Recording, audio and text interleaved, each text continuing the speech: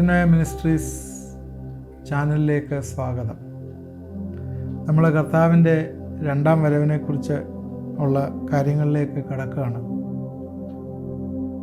കർത്താവ് എന്ന് വരും, ഇത് അന്ത്യകാലമാണോ എന്നൊക്കെയുള്ള ചിന്തകൾ പലരെയും ഭരിക്കാറുണ്ട്. ഇന്ന് അതിനെക്കുറിച്ച്, ഇന്ന് അന്ത്യകാലത്തെക്കുറിച്ചുള്ള ചില ചിന്തകൾ നമുക്കിന്ന് ഷെയർ ചെയ്യാം. അതിനു മുമ്പ് ജനറലായിട്ട് കുറച്ച് കാര്യങ്ങൾ പറയണമെന്നുണ്ട്.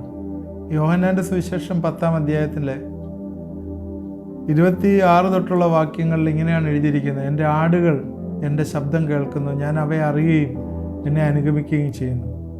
ഞാൻ അവർക്ക് നിത്യജീവൻ കൊടുക്കുന്ന, ഒരു നാൾ നശിച്ചു പോകുകയില്ല, ആരും അവയെ എൻ്റെ കയ്യിൽ നിന്ന് പിടിച്ചു പറിക്കുകയില്ല.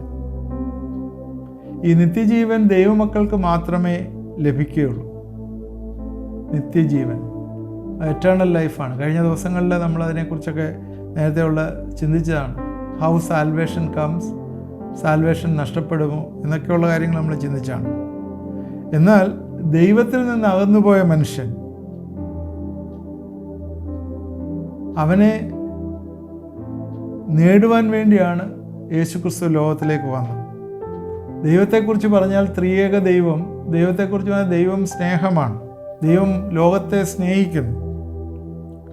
ആ സ്നേഹത്തിൻ്റെ ആവിഷ്കാരമാണ് പുത്രനിൽ ഉണ്ടായത്. അവന് ഈ ലോകത്തിൽ വന്ന് നമ്മുടെ പാപങ്ങൾക്ക് വേണ്ടി മരിച്ചു, യാഗമായി തീർന്നു. അത് ദൈവത്തിൻ്റെ വലിയ ഒരു സാക്രിഫൈസ്. യാഗത്തിൽ കൂടി, അല്ലെങ്കിൽ മൃഗങ്ങളെ യാഗം കഴിച്ച് രക്തം തളിർച്ച് പാപത്തിന് വിടുതൽ കൊടുക്കുന്ന ആ ഒരു ശുശ്രൂഷ, തൻ്റെ ഏകജാതനായ പുത്രൻ ഈ ലോകത്തിൽ വന്ന് നമ്മുടെ പാപങ്ങൾക്ക് വേണ്ടി രക്തം ചിന്തി, അങ്ങനെ അതിൽ കൂടെ ഒരു വീണ്ടെടുപ്പ് നമുക്ക് തന്നു. സ്നേഹത്തിൻ്റെ ഒരു ആവിഷ്കാരമായിരുന്നു. പരിശുദ്ധാത്മാവ് എന്ന് പറയുന്നത് സ്നേഹത്തിൻ്റെ പ്രവൃത്തിയായിരുന്നു. ശരിക്കും എന്താണത്? സത്യത്തെക്കുറിച്ചും നീതിയെക്കുറിച്ചും നമ്മളെ ബോധം വരുത്തുന്ന പരിശുദ്ധാത്മാവ്. സ്നേഹത്തിൽ നമ്മളെ തുടർന്ന് മുമ്പോട്ട് പോകാനായിട്ട് നമ്മളെ പ്രേരിപ്പിക്കുന്ന പരിശുദ്ധാത്മാവ്. അതുകൊണ്ട് ദൈവം തൻ്റെ രാജ്യം ഇവിടെ സ്ഥാപിക്കുവാനായിട്ടാണ് വന്നത്.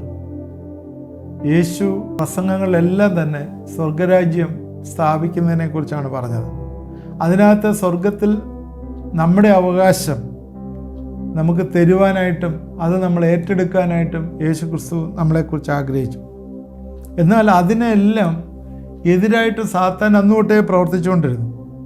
സാത്താൻ്റെ പ്രവൃത്തികൾ ആ സമയങ്ങളിൽ ഉള്ളതിലും ഈ നാളുകളിൽ വർദ്ധിച്ചു വരികയാണ്.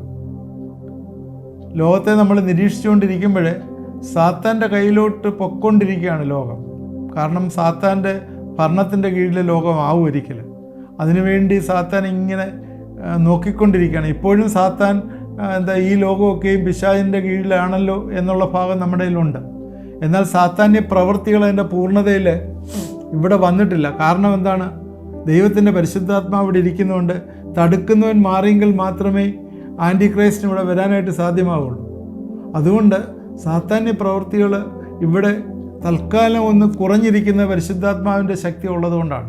പരിശുദ്ധാത്മാവിൻ്റെ ശക്തി ഇവിടെ നിന്ന് മാറുമ്പോൾ പിശാചിൻ്റെ പൂർണ്ണമായിട്ടുള്ള പ്രവർത്തനം ഇവിടെ ആരംഭിക്കും. ദാറ്റ് മീൻസ് വേറെ രീതിയിൽ പറഞ്ഞാൽ സാത്താന്യ ഭരണത്തിന് വേണ്ടി ഈ ഭൂമിയെ ഏൽപ്പിച്ചു കൊടുക്കുന്നൊരു സമയമുണ്ട്. അതിലേക്കായിക്കൊണ്ടിരിക്കുകയാണ്. നമുക്കറിയാം 16-ാം നൂറ്റാണ്ടൊക്കെ കഴിഞ്ഞപ്പോഴേ രാജഭരണം പൂർണ്ണമായിട്ട് മാറി. പിന്നീടാണ് ഡെമോക്രസി വന്നത്. ഡെമോക്രസി വന്നപ്പോഴത്തേക്ക്, ജനാധിപത്യം വന്നപ്പോഴത്തേക്ക് സ്വാതന്ത്ര്യമായി, എല്ലാവർക്കും സ്വാതന്ത്ര്യമായി. എന്നാൽ ഈ സ്വാതന്ത്ര്യം എന്ന് പറയുന്നത് വലിയൊരു അമിത സ്വാതന്ത്ര്യമായി, വല്ലാത്ത സ്വാതന്ത്ര്യമായി. എന്നാൽ ഇപ്പം സ്വാതന്ത്ര്യം കൊണ്ട് നമ്മൾ വീർപ്പുമുട്ടുക ശരിക്കും. കാരണം എന്താണ്? അത് ആ സ്വാതന്ത്ര്യത്തിൽ ആർക്ക് വേണമെങ്കിലും എന്തും ചെയ്യാം എന്നുള്ളൊരു ചിന്തയിലേക്കായി. ഈവൻ എവിടെ നോക്കിയാലും കറപ്ഷനും, ജുഡീഷ്യറി പോയാലും, അതുപോലെ രാഷ്ട്രീയ തലത്തിലായാലും ഭരണാധികാരികൾക്കായാലും എവിടെയും സ്വാർത്ഥതയും, അതുപോലെ ജനം വീർപ്പ് കൂട്ടിക്കൊണ്ടിരിക്കുന്ന ഒരവസ്ഥയാണ്. അതിനെല്ലാം ഇങ്ങനെ പോകുമ്പോൾ എല്ലായിടും ഇപ്പം ജനാധിപത്യമായി. ചില രാജ്യങ്ങളിൽ മാത്രമേ ഉള്ളൂ കിങ് ഭരണമുള്ളത്, ബാക്കി എല്ലായിടും ജനാധിപത്യമായി. കുറേ കഴിയുമ്പോൾ ഈ ആളുകൾക്കൊരു വലിയ പ്രയാസമായി കഴിയുന്ന ജനാധിപത്യം ആകുമ്പോൾ അവിടെ വരുമ്പോൾ ഒരു വൺ വേൾഡ് ഗവൺമെൻറ്, ഒരു ന്യൂ വേൾഡ് ഓർഡർ വരാനുള്ള സാധ്യതകൾ നമ്മുടെ മുമ്പിലുണ്ട്. അത് ശരിക്കും സാത്താന്യ ഭരണത്തിൻ്റെ അടുത്ത മുമ്പേ ഉള്ളൊരു പടിയാണത് ശരിക്കും. അതുകൊണ്ട് അതിലേക്ക് വലിച്ചിഴച്ച് ലോകത്തെ കൊണ്ടുപോയിക്കൊണ്ടിരിക്കുകയാണ്. സാത്താന്യ ഭരണം വരുമ്പോൾ പിന്നെ അത് ഏകാധിപത്യമാവുമല്ലോ. അതുകൊണ്ട് നമ്മളിപ്പോൾ ജീവിക്കുന്ന ഈ കൃപായുഗം അവസാനിച്ചു കഴിഞ്ഞാൽ അപ്പോൾ തന്നെ സാത്താൻ്റെ ഭരണം ഇവിടെ വരും. അതുകൊണ്ട് ഈ കൃപായുഗത്തിൽ മാത്രമേ ഉള്ളൂ വിശ്വാസികൾക്ക് എന്തെങ്കിലും ആകാൻ പറ്റുന്നത്, അതിനകത്ത് എന്തെങ്കിലും ചെയ്യാൻ പറ്റുന്നത് ഈ കൃപായുഗത്തിൽ മാത്രമാണ്. ശാസ്ത്രത്തിൻ്റെ കാര്യങ്ങൾ നമുക്കറിയാമല്ലോ. ശാസ്ത്രം പുരോഗമിച്ചു എന്ന് പറഞ്ഞാൽ സൗകര്യങ്ങളെല്ലാം കൂടി. പണ്ടത്തെ കാലങ്ങളിലൊക്കെ ഓർത്താൽ അറിയാം, 60-70 മൃഗങ്ങൾ വലിച്ചുകൊണ്ട് നടന്ന ട്രാൻസ്പോർട്ട് സിസ്റ്റം ഇപ്പോൾ എന്ത് ഫാസ്റ്റായി നമുക്കറിയാം. ആകാശത്തുകൂടി പെട്ടെന്ന് പറക്കാവുന്ന എല്ലാമായി കഴിഞ്ഞു. ആ രീതിയിൽ പണ്ട് അമേരിക്കയിലൊക്കെ പോകണമെങ്കിൽ കപ്പൽ വഴി പോകണമായിരുന്നു. അതെല്ലാം മാറി ഇപ്പോഴ് 15 hours കൊണ്ട് 15,000 കിലോമീറ്ററൊക്കെ താണ്ടാനായിട്ടുള്ള ഫെസിലിറ്റികളൊക്കെ ആയിക്കഴിഞ്ഞു. അതുപോലെ തന്നെ ശാസ്ത്രം എല്ലാ രീതിയിലും അഭിവൃദ്ധി പ്രാപിച്ചുകൊണ്ടിരിക്കുകയാണ്. ജനറ്റിക് എവല്യൂഷൻ, ബയോളജിക്കൽ സിസ്റ്റം പോലും, ജനിതീക വിപ്ലവം പോലും ഉണ്ടാകത്തക്ക രീതിയിൽ മനുഷ്യനെ വ്യത്യാസപ്പെടുത്തുന്ന രീതിയിൽ വരെ ശാസ്ത്രം മാറിക്കൊണ്ടിരിക്കുന്നു. 23 പെയർ ക്രോമസോമാണ് മനുഷ്യനിലുള്ളത്. എന്നാൽ ഒരു പെയറും കൂടി ആഡ് ചെയ്ത് കഴിഞ്ഞാൽ അവരുടെ സ്ഥിതി ഒരുപാട് മാറും. അതിനുവേണ്ടി വരെ ഇന്ന് ശാസ്ത്രം പുരോഗമിച്ചിരിക്കുകയാണ്. കാരണം മനുഷ്യനുള്ള ഒരുപാട് വികാരങ്ങളുണ്ട്. കരുണ, ദയ, സങ്കടം, ഇതൊക്കെ മാറ്റിയെടുക്കാനായിട്ട് പോലും, കാരണം രോഗങ്ങളെ മാറ്റാൻ വേണ്ടിയാണ് അത് ശാസ്ത്രം ഉദ്ദേശിക്കുന്നത്. കാരണം പെർമനൻ്റായിട്ട് മനുഷ്യനിലുണ്ടാകുന്ന രോഗങ്ങൾ, അതെങ്ങനെയാണ് ഉണ്ടാകുന്നത്, ഹെറിഡിറ്ററി വരുന്ന രോഗങ്ങൾ, അതിനെ പുള്ളി എടുത്തിട്ട് അതിന് വേറൊരു ജീൻ അതിനകത്ത് ആഡ് ചെയ്ത്, അല്ലെങ്കിൽ ഒരു ക്രോമസോമിൻ്റെ ഒരു പാർട്ട് ആഡ് ചെയ്ത് കഴിഞ്ഞിട്ട് അതനുസരിച്ച് അവനെ ലോങ് ലൈഫ് ആക്കാനായിട്ട്, അല്ലെങ്കിൽ അവൻ്റെ സ്ഥിതി മാറ്റിയിട്ട് ഇങ്ങനെയുള്ള ഇമോഷൻസൊക്കെ മാറ്റി കൊണ്ടുവരാനായിട്ട് ശാസ്ത്രം ശ്രമിക്കുന്നു. അതൊക്കെ ശരിക്കും പറഞ്ഞാൽ യൂറോപ്യൻ കൺട്രികളിലൊക്കെ ആയി. അമേരിക്ക ഇതുവരെ ലൈസൻസ് കൊടുത്തിട്ടില്ല എന്ന് മാത്രമേ ഉള്ളൂ. യൂറോപ്പൊക്കെ അത് പച്ചക്കൊടി കാണിച്ചു എന്നാണ് മനസ്സിലാക്കുന്നത്. സംസ്കാര വിപ്ലവങ്ങൾ വന്നു കഴിഞ്ഞാൽ നോക്കിയാൽ സംസ്കാരം മനുഷ്യൻ്റെ സ്റ്റാൻഡേർഡ് ഓഫ് ലിവിങ് ഒരുപാട് കൂട്ടിയിട്ടുണ്ട്. അത് നമുക്കറിയാം. എല്ലാവരുടെയും സ്റ്റാൻഡേർഡ് ഓഫ് ലിവിങ് കൂട്ടി, നമ്മുടെയും എല്ലാവരുടെയും സ്റ്റാൻഡേർഡ് ഓഫ് ലിവിങ് കൂട്ടി. ഇപ്പം തന്നെ പണ്ടൊക്കെ നമ്മൾ അടുക്കളകളൊക്കെ എങ്ങനെയായിരുന്നു, ഇപ്പോഴേത് രീതിയിലാണ് എന്ന് നമുക്കറിയാം. അതെല്ലാം നമ്മുടെ സ്റ്റാൻഡേർഡ് ഓഫ് ലിവിങ് കൂടി. അതനുസരിച്ച് നേരത്തെ പറഞ്ഞ പോലെ എന്തൊക്കെയാണ് സംഭവിച്ചത്, ഇപ്പോഴും മനുഷ്യൻ കഴിക്കുന്ന ആഹാരങ്ങളൊക്കെ ഒരുപാട് പ്രോട്ടീനും ഒരുപാട് റിച്ച് ആയിട്ടുള്ള ന്യൂട്രിയൻസ് ഉള്ളതൊക്കെ കഴിച്ച് എല്ലാം ഈ വീർത്തൊക്കെ വരികയാണ്. അതെല്ലാം അതിനകത്ത് വരുന്നതാണ്. അതിൻ്റെ ബാഡ് എഫക്റ്റാണത്. ശരിക്കും ഒരുപാട് സൗകര്യങ്ങൾ കൂടിക്കഴിയുമ്പോൾ ഉള്ളൊരു കാര്യമാണ്. അതുപോലെ മനുഷ്യൻ്റെ കയ്യിലെ പണത്തിൻ്റെ അവസ്ഥ, ആവശ്യമുള്ളവർക്കൊക്കെ ഏത് രീതിയിലെങ്കിലും പണം എത്തിക്കുന്ന മാർഗങ്ങളും ഒക്കെ ആയിട്ടുണ്ട് എന്നുള്ളത്. ആദ്യമൊക്കെ മനുഷ്യന് പെട്ടെന്നൊരു ശ്വാസം മുട്ടലോ ഒക്കെ വന്നു കഴിഞ്ഞാൽ വലിയ പ്രയാസമായിരുന്നു. എന്ത് ചെയ്യണമെന്നറിയത്തില്ല. ഇപ്പോഴേ ഓക്സിജൻ മാസ്ക് വന്നു. Don't worry, you will have higher treatment. നിങ്ങൾക്ക് കൂടുതലായിട്ടുള്ള ട്രീറ്റ്മെൻറ്റിന് ശാസ്ത്രം മറുപടി തരാനായിട്ട് തുടങ്ങി. അതുപോലെ പൈസ ഇല്ലെന്നുണ്ടെങ്കിലും പ്രയാസമില്ല, ലിക്വിഡ് മണി വേണ്ട, ക്രെഡിറ്റ് കാർഡുണ്ട്, ക്രെഡിറ്റ് കാർഡ് യൂസ് ചെയ്താൽ മതി, പിന്നെ പേ ചെയ്താൽ മതി. എല്ലാ സൗകര്യങ്ങളും മനുഷ്യന് വന്നു കഴിഞ്ഞു എന്നുള്ളതാണ്. അന്നേരം ഇവിടെയൊക്കെ എന്താ സംഭവിച്ചത്, ചിലതൊക്കെ ശോഷിച്ചു പോയി, ചിലതൊക്കെ ഇല്ലാതെ പോയതായിട്ട് കാണുന്നുണ്ട്. എന്താണ്? ആത്മാർത്ഥത കുറഞ്ഞു, മനുഷ്യരുടെ ഇടയിൽ കുറഞ്ഞു. കുടുംബ ബന്ധങ്ങൾ പലതും ശിഥിലമായിക്കൊണ്ടിരിക്കുന്നു. ഗുഡ് കോൺഷ്യൻസ്, നല്ല മനസാക്ഷി നഷ്ടപ്പെട്ടു പോയിക്കൊണ്ടിരിക്കുന്നു. ഇങ്ങനെയുള്ള കാര്യങ്ങൾ ഒക്കെയാണ് സാധാരണ നമ്മൾ ജനങ്ങളിലെ കാണുന്ന ഇപ്പോഴത്തെ ഒരു ട്രെൻഡിൻ്റെ കാര്യമാണ് ഞാൻ പറയുന്നത്. ഇതിനേക്കാളും കൂടുതൽ ഇത്തിരി കാര്യങ്ങളുണ്ട്, അതെല്ലാം ഇനി നമ്മൾ ചിന്തിക്കുന്നുണ്ട്. സഭകളെ സംബന്ധിച്ചിടത്തോളം നോക്കിയാൽ എന്താണ്, പരിശുദ്ധാത്മാവിനാൽ നയിക്കേണ്ട സഭകൾ ഇന്ന് മാനേജ്മെൻറ്റ് ആൻഡ് വിസ്ഡം, മാനേജ്മെൻറ്റും വിസ്ഡവും ബുദ്ധിയുടെ പ്രമാണത്തിന് കീഴ്പ്പെട്ടാണ് ഇന്ന് പൊയ്ക്കൊണ്ടിരിക്കുന്നത്. അതായത് അവർ പരിശുദ്ധാത്മാവിനെ നയിക്കേണ്ട സഭ ബുദ്ധിയുടെ പ്രമാണത്തിന് കീഴ്പ്പെടേണ്ടി വന്നു. ക്രൈസ്തവ ദർശനം ഇന്ന് നഷ്ടപ്പെട്ടു പോയ ഒരു കാര്യം. അന്ത്യകാലത്തിൻ്റെ ഒരു ലക്ഷണമാണത്. യേശുക്രിസ്തു പറഞ്ഞത് അന്ത്യകാല യേശുവിൻ്റെ വരവ് തൊട്ടാണ്. പരിശുദ്ധാത്മാവ് വരുന്നതിന് യോവേൽ പ്രവചനത്തിൽ പറഞ്ഞ ഈ അന്ത്യകാലത്ത് സകല ജഡത്തിന്മേലും എൻ്റെ ആത്മാവിനെ പകരും. അന്ത്യകാലം എന്ന് പറയുന്ന ആ സമയമായിട്ടാണ് കാണുന്നത്. ബൈബിളിൽ നിന്ന് ചില വാക്യങ്ങൾ നമ്മൾ ചിന്തിക്കാം. യേശുക്രിസ്തുവിൻ്റെ വരവ് എങ്ങനെയാണ് എന്നുള്ളതിനെക്കുറിച്ച് ചിന്തിക്കാം. യേശുക്രിസ്തുവിന് 2 വരവുണ്ട് എന്ന് നമ്മൾ മനസ്സിലാക്കണം. കഴിഞ്ഞ പ്രാവശ്യം ഞാനത് സൂചിപ്പിച്ചാണ്. 2 വരവുണ്ട്. ഒന്ന്, കള്ളൻ വരുന്നത് പോലെ വരും. കള്ളൻ വരുന്ന പോലെ പറഞ്ഞാൽ രഹസ്യത്തിൽ വരും, സഭയെ ചേർക്കുവാനായി. രണ്ടാമത് വരുന്നത് പരസ്യമായിട്ടുള്ള വരവാണ്. അത് ഒലിവുമലയിൽ വരും. അതെന്തിനാ വരുന്നതെന്ന് ചോദിച്ചാൽ, അവിടെ 7 വർഷമുള്ള ഇവിടുത്തെ സാത്താന്യ ഭരണം അവസാനിപ്പിച്ചുകൊണ്ട് ദൈവത്തിൻ്റെ രാജ്യം ഈ ഭൂമിയിൽ സ്ഥാപിക്കാൻ. അങ്ങനെ 2 വരവായിട്ടാണ് നമ്മൾ കാണുന്നത്. രഹസ്യവരവ് ആരും അറിയത്തില്ല, രഹസ്യത്തിൽ വരുന്നതായതുകൊണ്ട് കർത്താവിനെ കാത്തിരിക്കുന്നവർ മേഘങ്ങളിലേക്ക് എടുക്കപ്പെടും എന്നുള്ളതാണ് മനസ്സിലാക്കുന്നത്. 1 തെസ്സലോനിയർ 5:1-2 വാക്യങ്ങൾ ഇങ്ങനെയാണ് പറയുന്നത്: സഹോദരന്മാരെ, കാലങ്ങളെയും സമയങ്ങളെയും കുറിച്ച് നിങ്ങളെ എഴുതിയറിയിപ്പാൻ ആവശ്യമില്ല. കള്ളൻ രാത്രിയിൽ വരും പോലെ കർത്താവിൻ്റെ നാൾ വരുന്നുവെന്ന് നിങ്ങൾ തന്നെ നന്നായി അറിയുന്നുവല്ലോ. ഇവിടെ കള്ളൻ രാത്രിയിൽ വരുന്ന പോലെ, കള്ളൻ ആർക്കെങ്കിലും നേരത്തെ പറഞ്ഞിട്ടാണോ വരുന്നത്? കർത്താവ് കള്ളൻ എന്നല്ല പറയുന്നത്. അൺഎക്സ്പെക്റ്റഡ് ടൈമിൽ ആയിരിക്കും കള്ളൻ വരുന്നത്. നമ്മൾ പ്രതീക്ഷിക്കാത്ത സമയത്ത് കർത്താവ് വരുന്നത് അതുപോലെയാണ്. അൺഎക്സ്പെക്റ്റഡ് ആയിട്ടുള്ള ടൈമാണ്. നമുക്കറിയത്തില്ല എന്നാ വരുന്നത്. നമുക്ക് പല അസംഷൻസും ഉണ്ട്. ഇന്ന് വരും, നാളെ വരും, അല്ലെങ്കിൽ പല കാര്യങ്ങൾ നമ്മളിപ്പോൾ ഇനിയും ചിന്തിക്കുന്ന കാര്യങ്ങളൊക്കെ അങ്ങനെയാണ്. അതിൻ്റെ സാഹചര്യങ്ങൾ, അടയാളങ്ങളൊക്കെ വെച്ച് നമ്മൾ പല പ്രവചനങ്ങളും, നമ്മൾ അങ്ങനെ വേണമെങ്കിൽ പറയാം, നമ്മൾ പല പ്രവചനങ്ങളും നടത്തും. കർത്താവ് ഇന്നാന്തി വരും എന്നൊക്കെ. നിങ്ങൾ കർത്താവ് അന്നൊന്നും വരണമെന്നില്ല. ഇതുപോലെ എത്രയോ പ്രവചനങ്ങൾ നേരത്തെ നടത്തിയിട്ടുണ്ട്, അനേകം ആളുകൾ പ്രവചിച്ചിട്ടുണ്ട് കർത്താവ് ഇന്നാ വരും എന്നൊക്കെ. എന്നാൽ നമുക്കറിയത്തില്ല കർത്താവ് വരും. എന്നാൽ നമുക്കൊരു കാര്യം അറിയാം, ഈ ലോകമൊക്കെ അതിനുവേണ്ടി ഒരുങ്ങിയിരിക്കുന്നു എന്നുള്ളത്. അതിനുള്ള കാര്യങ്ങളാണ് നമ്മൾ പറയുന്നത്. കർത്താവ് വരുന്ന ഡേറ്റൊന്നും ആർക്കും അറിയത്തില്ല, ശരിക്കും അറിയത്തില്ല. അൺഎക്സ്പെക്റ്റഡ് ആയിട്ടുള്ള ടൈമാണ്. ഒരു വാക്യം കൂടെ വായിക്കാം അതുമായിട്ട് ബന്ധപ്പെട്ട്. യേശുക്രിസ്തു പറഞ്ഞ വാക്കാണ് മത്തായിയുടെ സുവിശേഷം 24-ാം അധ്യായത്തിൻ്റെ 27-ാം വാക്യം: മിന്നൽ കിഴക്ക് നിന്ന് പുറപ്പെട്ട് പടിഞ്ഞാറോളം വിളങ്ങും പോലെ മനുഷ്യപുത്രൻ്റെ വരവുമാവും. നമ്മൾ കണ്ടിട്ടുണ്ട് കൊള്ളിയാനും മിന്നലും ഒക്കെ ആകാശത്ത് എങ്ങനെയാണ്. ദാറ്റ് ഈസ്, നമ്മൾ നനച്ചിരിക്കാത്ത സമയത്ത് ഭയങ്കര ഫാസ്റ്റായിട്ടായിരിക്കും വരുന്നത്. ഇതെന്ന് പറയുന്നത് കർത്താവിൻ്റെ ആകാശമേഘങ്ങൾ വരുന്നതിൻ്റെ കാര്യമാണ് പറയുന്നത്. അതാണ് ഇതിനെ പറയുന്നത്. നനയ്ക്കാത്ത നാഴികയിൽ കർത്താവ് വരും. അങ്ങനെ നിങ്ങൾ നനയ്ക്കാത്ത നാഴികയിൽ മനുഷ്യപുത്രൻ വരുന്നതുകൊണ്ട് നിങ്ങളും ഒരുങ്ങിയിരിപ്പി. അവിടെയും പറയുന്നുണ്ട്, നമ്മുടെ കർത്താവ് ഏത് ദിവസത്തിൽ വരുന്നുവെന്ന് നിങ്ങൾക്ക് അറിയായതുകൊണ്ട് ഉണർന്നിരിപ്പി. കള്ളൻ വരുന്ന യാമം ഇന്നതെന്ന് വീട്ടുടേൻ അറിഞ്ഞുവെങ്കിൽ അവൻ ഉണർന്നിരിക്കുകയും തൻ്റെ വീട് തുറക്കുവാൻ സമ്മതിക്കാതിരിക്കുകയും ചെയ്യുമെന്ന് നിങ്ങൾ അറിയുന്നുവല്ലോ. അങ്ങനെ നനയ്ക്കാത്ത നാഴികയിൽ മനുഷ്യപുത്രൻ വരുന്നതുകൊണ്ട് നിങ്ങളും ഒരുങ്ങിയിരിപ്പി. കർത്താവ് ഏത് സമയത്തും വരാം.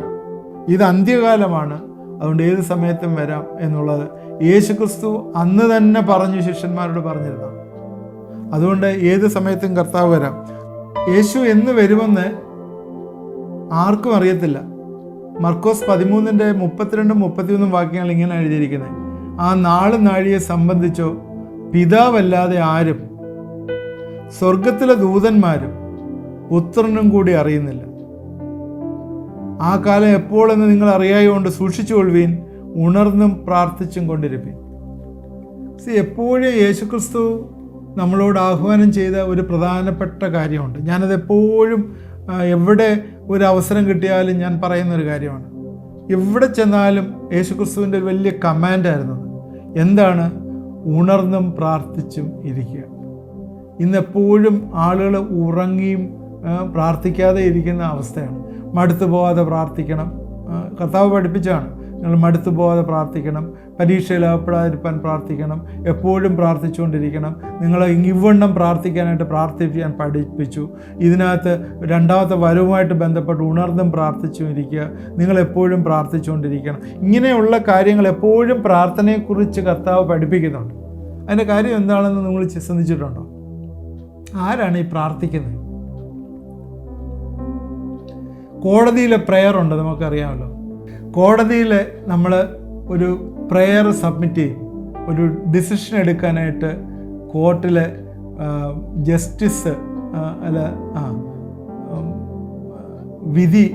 വിധികർത്താവ് അവിടെ ഒരു തീരുമാനം അല്ലെങ്കിൽ ഒരു വിധി പ്രസ്താവിക്കാനായിട്ട് ഒരു പ്രെയറുണ്ട്.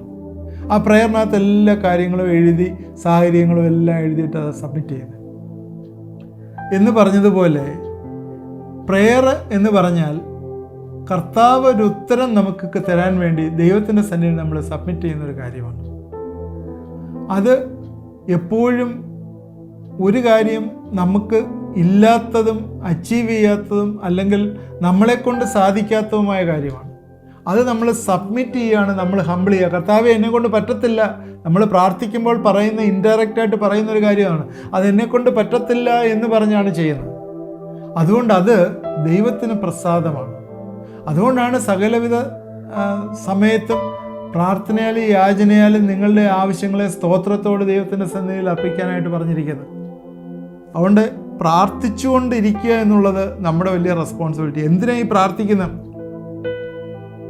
നമ്മൾ ഈ കാലത്തിലെ കർത്താവിൻ്റെ സന്നിധിയിൽ കർത്താവ് ഞങ്ങളെ വന്ന് കൂട്ടിക്കൊണ്ടു പോകാനായിട്ട് ഞങ്ങൾ ഒരുങ്ങിയിരുന്ന് പ്രാർത്ഥിപ്പാനായിട്ട് ദൈവം നമ്മളോട് പറയുന്നു. അതുകൊണ്ട് നമ്മുടെ ജീവിതങ്ങളെ സൂക്ഷിക്കാനായിട്ട്, പിശാച് വന്ന് നമ്മളെ തെറ്റിച്ചുകൊണ്ട് പോകാതിരിക്കാനായിട്ട് നമ്മളെല്ലാ സമയവും ഉണർന്ന് പ്രാർത്ഥിക്കണം എന്നാണ് ഇവിടെ പറയുന്നത്. അപ്പോഴും ഞാൻ ഇന്ന് എൻ്റെ സമയം ഏകദേശം അവസാനിച്ചു. ഞാൻ ഇവിടെ നിന്ന് പറയാനായിട്ട് ആഗ്രഹിച്ച ഇതാണ്, നമ്മൾ ഈ ജനറലായിട്ട് കർത്താവ് വരും എന്നുള്ള ഒരു വലിയ ഉറപ്പിലാണ് നമ്മൾ ജീവിക്കേണ്ടത്. ഇത് അന്ത്യകാലമാണ്. അതുകൊണ്ട് ഏത് സമയത്തും കർത്താവ് വരും എന്ന് മനസ്സിലാക്കി നമ്മൾ ഉണർന്നും പ്രാർത്ഥിച്ചും അതിനുവേണ്ടി ജാഗരിച്ചും ഇരിക്കണം.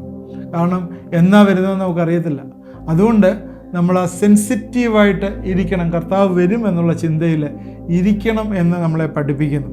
അതുകൊണ്ട് ഈ കൂടുതലായിട്ട് മനുഷ്യൻ്റെ സംസ്കാരവും അതുപോലെ കൂടുതലായിട്ട് സയൻസും കൂടുതലായിട്ട് ഇങ്ങനെ മനുഷ്യൻ്റെ പുരോഗതിയും വരുന്ന സാഹചര്യങ്ങളിൽ നമ്മൾ പലപ്പോഴും ഇതൊക്കെ അങ്ങ് മറന്നു പോകും. കാരണം പിശാച് പലപ്പോഴും കയറി നമ്മുടെ പേഴ്സണൽ ലൈഫിലും സഭയുടെ ജീവിതത്തിലും എല്ലാം കയറിയിട്ട് അതെല്ലാം സെൽഫായിട്ട് ഡിപ്പെൻഡ് ആക്കുന്ന രീതിയിൽ അല്ലെങ്കിൽ ദൈവത്തിലുള്ള ആശ്രയം നഷ്ടപ്പെട്ടു പോകുന്ന രീതിയിൽ നമ്മളെ ആക്കി തീർക്കാനായിട്ടുള്ള എല്ലാ സാഹചര്യങ്ങളും ഉണ്ട്.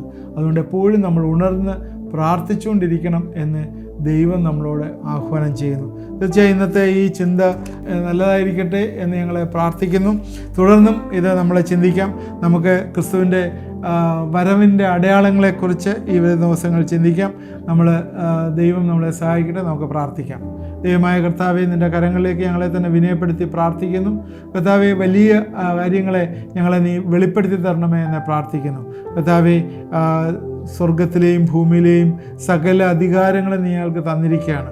ഈ ലോകത്തിലെ മാത്രമല്ല, വരുന്ന ലോകത്തിലുമുള്ള അധികാരങ്ങൾ നീ ഞങ്ങൾക്ക് തരുന്ന ദൈവമായിട്ട് സ്തോത്രം. പരിശുദ്ധാത്മാവിൽ കൂടി കർത്താവെ, നീ ഞങ്ങളതിനെ മക്കളാക്കിയിരിക്കുന്നു, ഞങ്ങളതിൻ്റെ വലത്തെ ഭാഗത്ത് ഇരുത്തിയിരിക്കുന്നു എന്നുള്ള പ്രോമിസിനായിട്ട് സ്തോത്രം. ഞങ്ങളുടെ കർത്താവെ, ഞങ്ങൾ ഇരിക്കുന്നത് നിൻ്റെ വലത്ത് ഭാഗത്താണല്ലോ കർത്താവെ. ആത്മാവിൽ ഞങ്ങൾ അവിടെ ഇരിക്കുകയാണ് എന്ന് ഞങ്ങൾ റിയലൈസ് ചെയ്യുന്നു കർത്താവെ.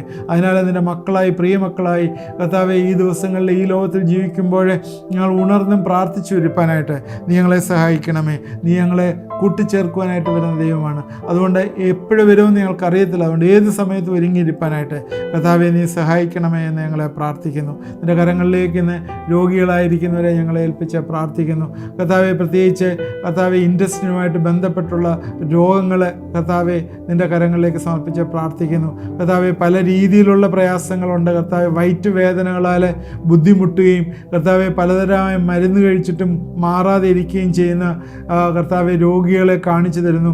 ഞങ്ങളെ പ്രാർത്ഥിക്കുന്നു കർത്താവെ, ആ വയറിൻ്റെ എല്ലാ അസുഖങ്ങളിൽ നിന്നും പൂർണ്ണമായിട്ടുള്ള വിടുതൽ കൊടുക്കുകയും സഹായിക്കുകയും ചെയ്യണമേ എന്ന് പ്രാർത്ഥിക്കുന്നു.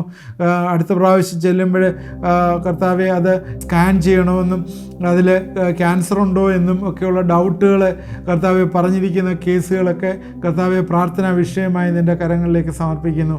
ദൈവമേ, നീ ഇതിന് ഇടപെടണമേ എന്ന് പ്രാർത്ഥിക്കുന്നു. പൂർണ്ണമായിട്ടുള്ളൊരു വലിയ വിടുതൽ നീ കൊടുക്കണമേ, സഹായിക്കണമേ എന്ന് പ്രാർത്ഥിക്കുന്നു. എന്നോട് ചേർന്ന് പ്രാർത്ഥിച്ചവരെല്ലാം നീ അനുഗ്രഹിക്കണമേ. ഈ ദിവസങ്ങളിൽ ദൈവത്തിൻ്റെ കൃപയിലായിരിക്കാനായിട്ട്, ദൈവത്തിൻ്റെ വചനമനുസരിച്ച് ജീവിക്കുന്നവരായിരിക്കാനായിട്ട് ഓരോരുത്തർ ഇടവരുത്തുകയും സഹായിക്കുകയും ചെയ്യണമേ. പ്രാർത്ഥന കേട്ടവർക്ക് സ്തോത്രം. യേശുക്രിസ്തുവിന്റെ നാമത്തിൽ പ്രാർത്ഥിക്കുന്നു, കേൾക്കുമാറാണമേ. ആമേൻ. ഇത് കണ്ട എല്ലാവരെയും അനുഗ്രഹിക്കട്ടെ. പ്രത്യേകിച്ച് നിങ്ങളുടെ പ്രെയർ റിക്വസ്റ്റുകൾ ആ നമ്പറിൽ നിങ്ങൾ അയച്ചു തന്നാൽ നിങ്ങൾക്ക് വേണ്ടി പ്രാർത്ഥിക്കുന്നതാണ്. അതുപോലെ നിങ്ങളുടെ സജഷൻസ് അയച്ചു തരിക. ദൈവം നമ്മളെ എല്ലാവരെയും അനുഗ്രഹിക്കും.